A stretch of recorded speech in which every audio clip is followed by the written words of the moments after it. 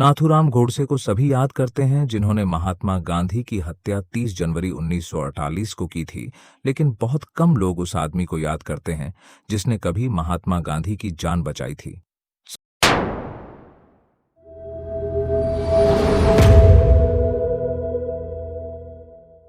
साल 1917 था। स्थान बिहार का चंपारण। गणेश शंकर विद्यार्थी, एक पत्रकार, विद्वान और स्वतंत्रता सेनानी, और राजकुमार शुक्ला चंपारण के एक इंडिगो किसान, दोनों गांधी जी के पास गए और उनसे इंडिगो किसानों के लिए मदद मांगी। जिस इंडिगो किसानों को वहां के स्थानीय भूमिदारों द्वारा बहुत ही शोषणात्मक शर्तों में नील का खेती करने के लिए मजबूर किया गया था, जो ब्रिटिश राज की संरक्षा के तहत किया जा रहा था। चंपारण उस स्थान बन गया जहां महात्मा गांधी ने अपनी सत्याग्रह की विधि को लागू किया, जिसे उन्होंने दक्षिण अफ्रीका में पहले परिचित किया था। इंडिगो किसानों की आंदोलन, जिसे चंपारण सत्याग्रह के रूप में जाना जाता है, भारतीय स्वतंत्रता संघर्ष में एक महत्वपूर्ण आंदोलन बन गया, क्योंकि ब्रिटिश को आंदोलन कर रहे किसानों की मांगों को स्वीकार करना पड़ा। आंदोलन की सफलता ने गांधी को भारतीयों के जननायक के रूप में स्थापित किया और यह भी दिखाया कि अन्याय के खिलाफ लड़ाई में अहिंसात्मक विधि एक प्रभावशाली योजना बन सकती है। लेकिन यह सब हो नहीं पाता अगर एक आदमी ने ब्रिटिश राज के धमकियों के खिलाफ खड़ा होने का निर्णय नहीं लिया होता।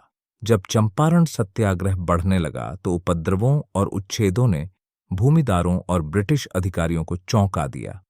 अंग्रेजों ने तब सोचा कि गांधी जी को रोकने के लिए कुछ करना पड़ेगा। इस उद्दीपक के पीछे ब्रिटिश मैनेजर एयरविन ने कुछ किया। उन्होंने गांधी को अपने घर रात का खाना खाने के लिए आमंत्रित किया, जिसे गांधी ने खुशी खुशी स्वीकार किया। गांधी को बिल्कुल भी नहीं पता था कि एयरविन के आमंत्रण के पीछे एक षड्यंत्र है। ब्रिटिश मैनेजर ने अपने रसोइये बटक मियां नामक कुक से गांधी जी के दूध में जहर मिला के देने के लिए मजबूर किया। एयरविन ने बटक मियां को भी सुंदर प्रोत्साहन की भी वादे किए थे। जब मौका आया तो दिन में गरीब रसोइया गांधी जी के लिए जहरीले दूध का गिलास लेकर आया, लेकिन उसने ऐसा करते समय गांधी को जहर के बारे में बताया, षड्यंत्र को उजागर किया और रोने लगा। महात्मा गांधी अक्षत बच गए। उसके योजना विफल होने के बाद ब्रिटिश प्रबंधक बटक मियां पर भारी पड़े।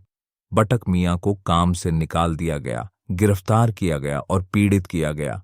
उसकी जमीन नीलाम की गई, घर को श्मशान घाट में बदल दिया गया और परिवार को गांव छोड़ने के लिए मजबूर किया गया।